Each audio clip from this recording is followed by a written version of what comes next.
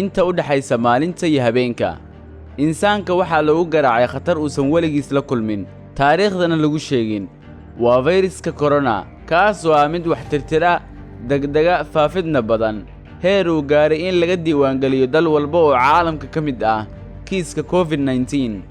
waxa uuna fayraskan caalamka ku kalifay dhib dhan kastaba jirta, waxaana ku hanti beelay dawlado iyo shirkado badan.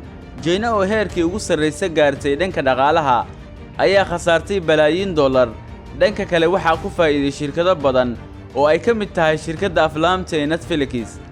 waxa uu caalamka oo dhan u istaagay joojinta fayraskan.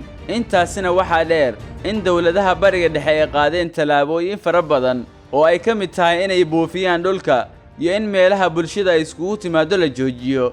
iyadoo ay taasi jirto, haddana ma jiraan wax jawaab ah oo joojiya fayraskan. waxaan maalin walba isweydiinaa su'aasha ah, goorma ayuu dhammaanayaa fayraskan? jawaabta ay bixiyeen hay'adaha caafimaadka adduunka waxaan ku sheegi doonnaa dhammaadka muuqaalka.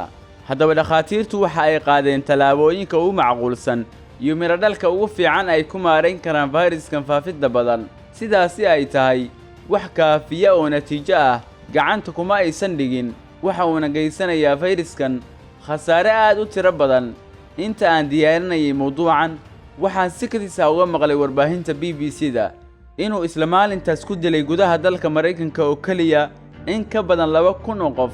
waxaana dheer in maamulaha guud ee caafimaadka adduunka Adhanom Ghebreyesus uu yidhi wax awood iyo xal ah uma hayno fayraskan, waa haddii uu ku faafo dawladaha aan lahayn adeega caafimaad oo dhammaystiran. laakiin xaqiiqda jirta oo aan qofna ka qarsoonayn ayaa ah in wax daawo ama ka hortag fayraskan aan loo haynin. waxa ayna sheegtay hay'adda caafimaadka adduunka inuu socon doono fayraskan 12 ilaa 18 bilood. muuqaalkeena maanta intaan ayuu ku eg yahay. muuqaalkan waxaa gacan weyn ka geystay diyaarintiisa Maxamed Cabdinaasir Xikam. mahadi ha ka gaarto.